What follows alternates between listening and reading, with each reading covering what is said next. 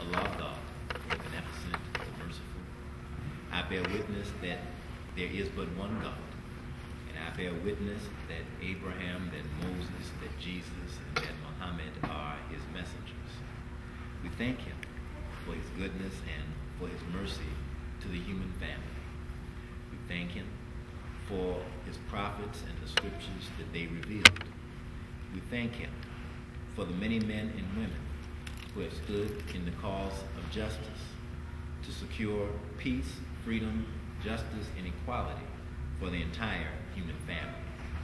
We thank him for this opportunity to join those that have been involved in that struggle, and it's in the names of these righteous servants that I greet you with the greeting words of peace. We say it in the Arabic language. Assalamu alaikum. How's everyone this afternoon? We are certainly honored by your presence and greatly blessed to know that in 2010 that there are people like yourselves that have committed yourselves to the call of justice and have made justice your pastime. We thank you for your presence, and we are greatly privileged to continue in the journey toward justice. As we know, over a year ago now, our town halls were launched and given purpose by the untimely, unfortunate, and unexpected murder of Oscar Grant III. His family, with us at nearly every one of our town halls, to support our efforts to ensure that not only is justice served for Oscar, but that the system of justice would reflect that which would be most pleasing to God in its treatment of the human family. And so for over a year now, every Saturday afternoon, we have been privileged to gather together to continue our organizational efforts and in our efforts to make sure that our community is properly educated on the issues.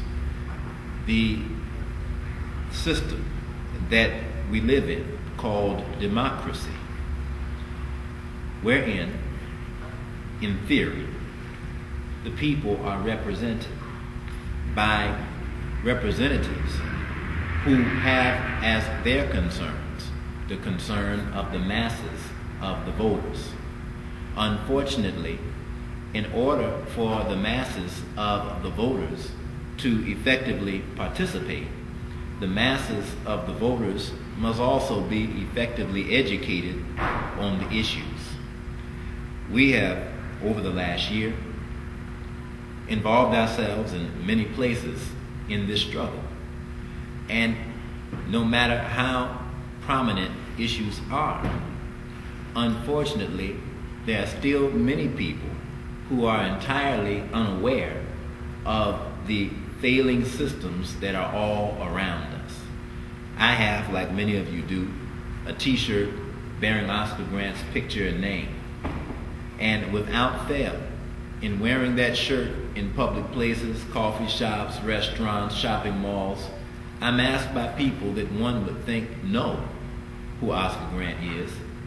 Once they realize that my name is not Oscar Grant, they will come along and ask, well, who is Oscar Grant? Well, this simply is a sign that as California suffers and people endure pain, many times we have no idea of where the pain that we feel is coming from. And when in pain, we can sometimes become selfish about that pain. So you hear it from people all the time that might involve themselves in a life of hustle or a life of crime, and you hear the young man or young woman say, I got to get mine. Well, that is because personally we have suffered, and we have yet to connect the dots to realize that our suffering is not an accident. Our suffering is really quite systematic. When we consider the legacy of slavery in America, the enslavement of my great-grandmother was not an accident, because Brother Wilson's great-grandmother was likely a slave. Brother Carlton's great-grandmother was likely a slave. Brother Alonzo's great-great-great-grandmother was likely a slave. We just met each other here in Oakland. Is that true? Right. So the fact that all of our foreparents had a common struggle, even though we just met each other in Oakland, simply suggests that, as we are clear, our enslavement was no accident.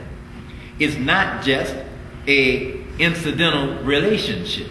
It is, in fact, by design and by plan. And from that time to this, the suffering of those that have been oppressed in America has always been by design. And so I'd like to invite some other of our activists to give us some opening thoughts this afternoon, because these designs that have left us to suffer are now being found in various systems. We were speaking a few moments ago, and Brother Wilson was telling me about what's being called the new Jim Crow.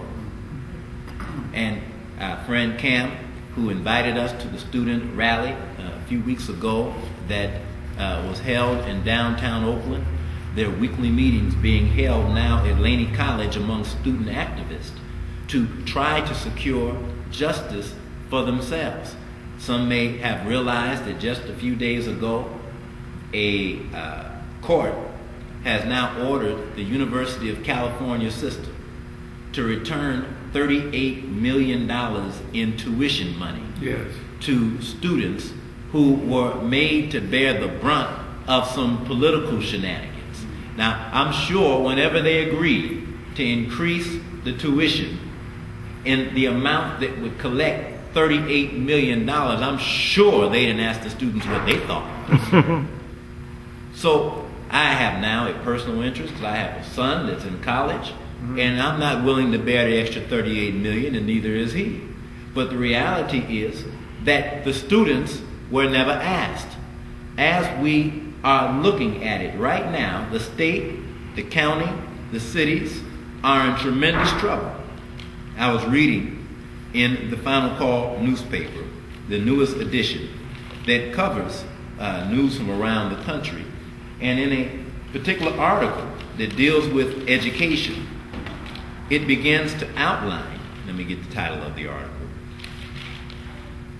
It's called Education Costs Skyrocket, Students Protest. It's coverage of the national protest of students, but in the conclusion of the article, it deals with the state of California, where we live. And in it, it says California,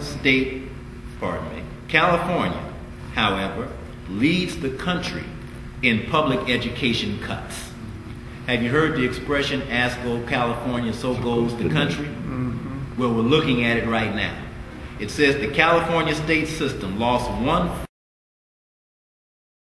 funding over the last 2 fiscal years, a $625 million reduction, and students have absorbed a 32% tuition increase this year.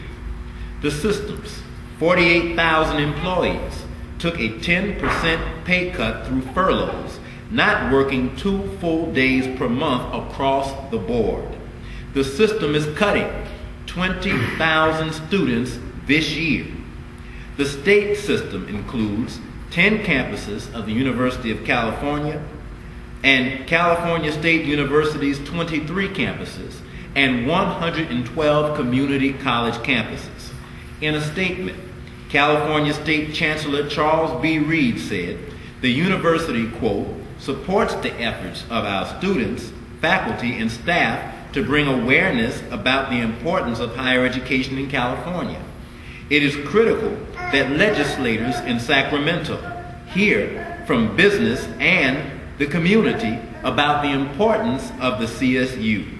The California community colleges alone serve 2.9 million students. The community college system has handed $520 million in cuts. That's a big cut. The community college system has handed down $520 million in cuts, or 8% of its budget. It is estimated that the system is serving 200,000 underfunded students, and thousands are being turned away from oversubscribed and unavailable classes. That child you hear is wondering about his future. That's what you're hearing. Yes. He and we are concerned. Yes. I heard a piece on the radio this morning that said to incarcerate a youth in the California Youth Authority system, that the state is funding for that child's incarceration $250,000 per year. Now, I've met troubled youth in my day, Brother Sully.